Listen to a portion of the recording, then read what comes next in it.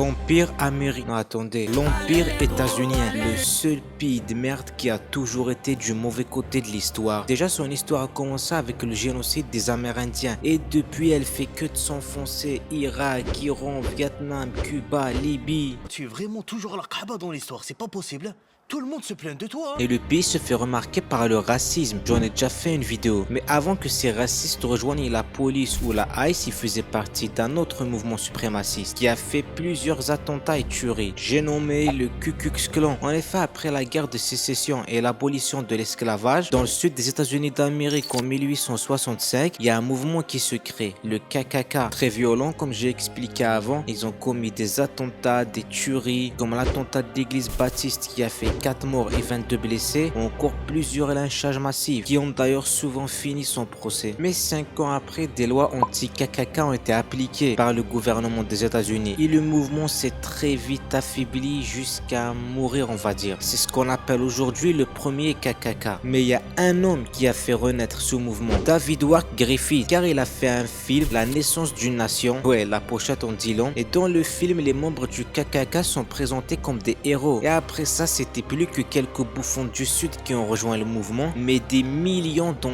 tous les États-Unis d'Amérique. Ils étaient plus violents, plus armés, et cette fois-ci ça visait pas que les Afro-États-Uniens, mais tout ce qui n'est pas blanc, à part les blancs catholiques, car à Skip il voulait prendre le pouvoir et détruire les USA. Mais on va parler de tout ça après, car déjà on va analyser le film. Discret comme le KKK, on mange si tu passes à table, j'ai fait la monnaie pas à pas. Le film nous met direct dans l'ambiance, avec un début très patriarcat, et ensuite la petite fille que vous voyez là, le film nous explique tranquillement que c'est un animal de compagnie. Ouais, ça vient de commencer alors que ça dure 3 putains d'heures. Et il y a un truc que je vous ai pas dit, mais qui est quand même fou, c'est que le film est tellement raciste qu'il n'y a pas d'acteurs noirs. C'est que des blancs sous blackface. Même les personnages féminins, c'est des hommes sous blackface. Voilà, au début, un petit monde parfait sous esclavage. Les noirs font tout, ensuite ils dansent pour leur maître. Puis il y a la guerre de sécession, le sud perd et l'esclavage se fait abolir. Et les méchants noirs commencent à attaquer les pauvres blancs qui ont rien demandé. C'est ironique, je tiens à le préciser parce qu'il y a beaucoup de débiles abonnés à cette chaîne. Ils tuent les hommes, cherchent à violer les femmes, incendient leurs maisons. Et bien sûr, ce qui est montré dans le film est à l'opposé de la réalité. Et c'est la merde, les femmes blanches sont débitées, elles ont peur. En même temps, elles les comprennent, qui va s'occuper de leur champ. Le capitalisme n'existait pas encore. Et les blancs se font même israéliser. Ça veut dire ils se font chasser de chez eux et les noirs s'y installent. C'est le grand remplacement. On voit les blancs se faire fouetter, rendus esclaves par les noirs. Et après toutes ces humiliations, il y a un groupe de résistance qui se forme, le Ku Klux Klan, venu délivrer les hommes de l'esclavage. Il débarrasse les USA des colons esclavagistes noirs et sauve plein de gentilles petites filles blanches. Enfin, waouh,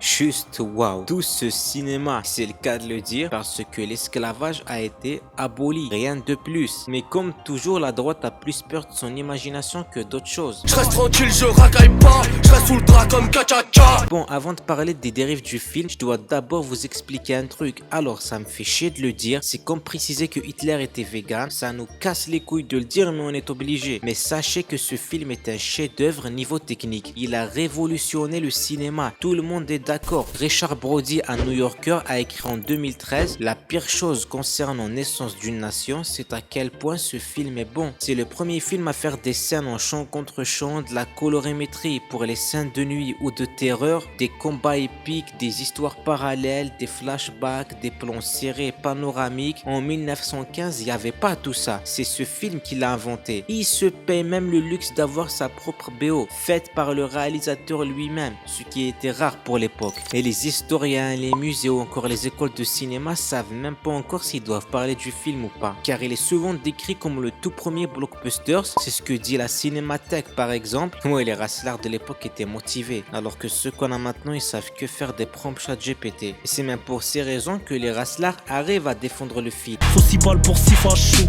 Charbonne, j'prie Dieu, j'taffe trop. Le film a commencé à être projeté au cinéma. D'ailleurs, le président des USA de l'époque, Woodrow Wilson, était l'un des premiers à voir le film lors de sa première diffusion cinématographique à la Maison Blanche. Et ce fils de pute n'a jamais condamné le film. Au contraire, et direct après les premières diffusions, les choses commençaient à partir en couille. Car le film était un grand succès, le film le plus rentable de son époque, et des milices armées composées d'hommes blancs sortaient à agresser les noirs dans la rue et attaquer les quartiers afro-américains. Et ces pogroms, ils n'avaient pas lieu que dans le sud, car même le nord était gangréné. Il y a des cinémas qui se sont plaints parce que les spectateurs tiraient sur l'écran à chaque fois qu'il y avait un personnage noir, c'est-à-dire un blanc sous blackface. Ouais, ils étaient tarés. Mais il n'y avait pas encore ce que les gens appellent le deuxième Ku Klux Klan, ou la renaissance du clan. Car pour ça, faut attendre l'arrivée d'un homme, William Joseph Simmons, un prédateur états-unien. Attendez, je tiens à préciser un truc car je trouve ça très drôle, mais ce William Joseph, il avait une vie de merde avant le KKK, il a eu une vie de merde pendant le KKK, et il a eu une vie de merde après le KKK. Mais je vous explique ça après. C'était un suprémaciste maçonnique blanc qui a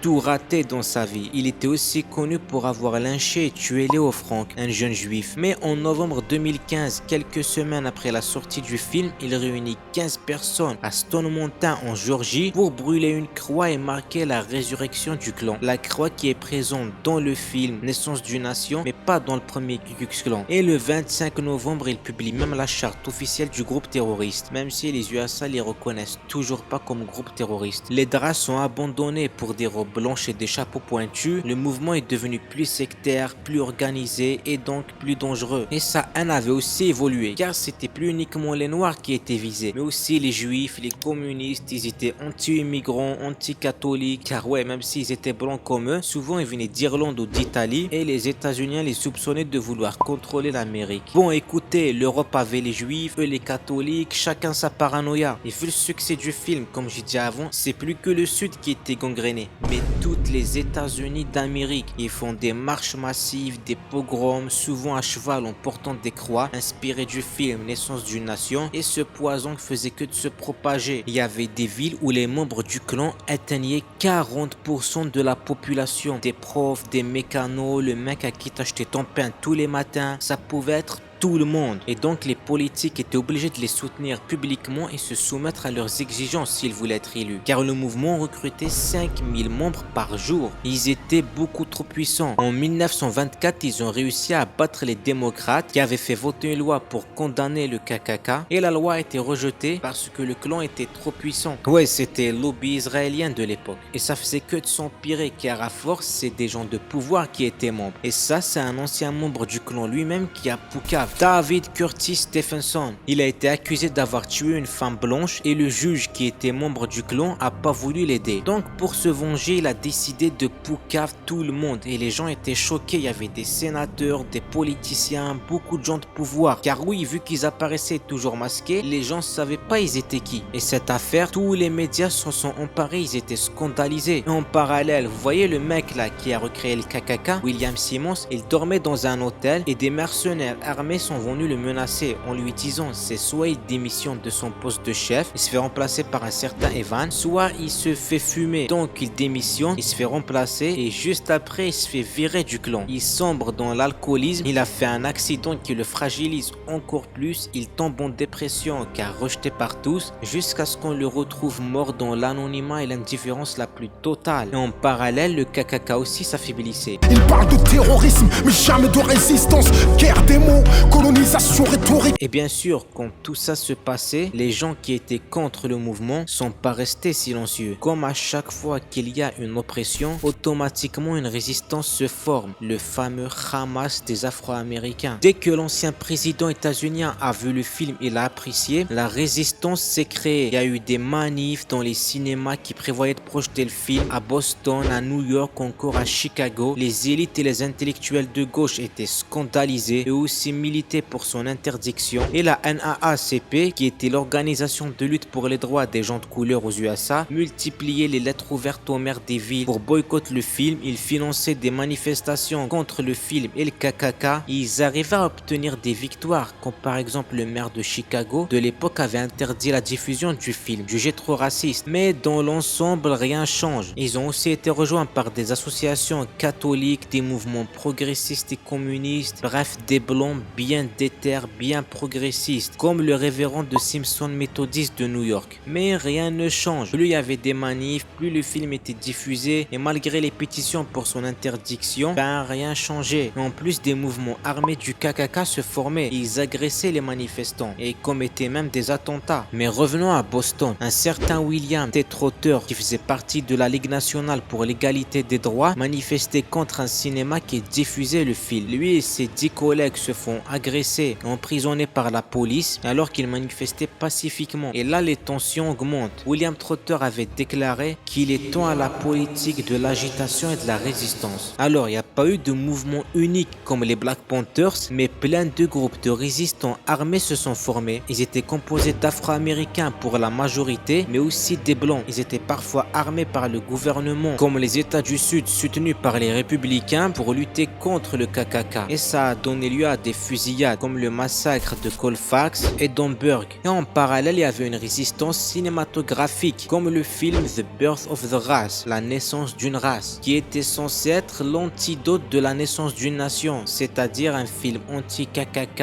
anti-Birth of Nation, mais il a été très mal reçu. Déjà, la production était chaotique, les réalisateurs changeaient tout le temps, ils n'arrivaient pas à se mettre d'accord sur le scénario, mais il est finalement sorti en 1918, mais très mal accueilli et énorme flop commercial, car il parle pas trop des Afro-États-Uniens, mais la majorité du film était concentrée sur Moïse et Jésus, parce que voilà, pourquoi dénoncer le racisme alors qu'on peut juste faire la paix. Mais 2 ans après sort Within Our Gate, qui nous montre le racisme et l'oppression subie par les Noirs. Les scènes de poursuite, lynchage ou encore violence sexuelle de Birth of Nation ont été reprises mais de manière plus réaliste, c'est-à-dire c'est les Blancs qui attaquaient et violaient les personnes noires. Et c'est drôle parce que ce film s'est fait vite interdire dans plusieurs villes, car son réalisme dérangeait. Et en 2007 sort une comédie musicale, La Renaissance d'une Nation, Rebirth of a Nation, qui tourne en dérision le film, mais la plus grosse résistance qui a détruit le KKK, c'est les impôts. Je rigole pas, vu que les recrutements c'était une sorte de pyramide de Ponzi, l'entrée au clan coûtait $10, et si tu recrutais un mec t'avais une commission, l'État leur a reproché de pas avoir payé les taxes. Et ils ont estimé que le KKK leur devait presque $700 000, et donc il a été dissous. Ouais, je sais, vous attendiez à une fin épique, mais non, c'est les impôts les véritables combattants antifascistes. J'ai fait un cauchemar, Martin Luther, un rêve.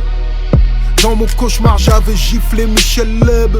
Aujourd'hui encore, le film fait débat. Les musées, les écoles d'art, ils savent pas s'ils doivent en parler ou pas, car il était révolutionnaire et sauter cette époque laissera un grand vide dans l'histoire du cinéma. Et donc les instituts se sont mis d'accord pour diffuser et montrer le film, mais avec des warnings de la prévention avant chaque diffusion, en précisant que ce film est erroné, qu'il est profondément raciste, mais il suscite toujours des débats. Perso, je trouve qu'il faut en parler, car ça montre la cruauté qu'a subi la communauté noire au fil de l'histoire. Et le censurer, c'est masquer les crimes des blancs, car en vrai, rien n'a changé. Regardez le président des États-Unis de l'époque et de maintenant, c'est pareil. Sauf que le KKK est armé, financé, il s'est renommé la ICE. Bref, la vidéo est finie. Si elle vous a plu, n'hésitez pas à liker, commenter, partager et venez sur le serveur Discord en description. Et allez checker la chaîne, il y aura sûrement d'autres vidéos qui vont vous plaire.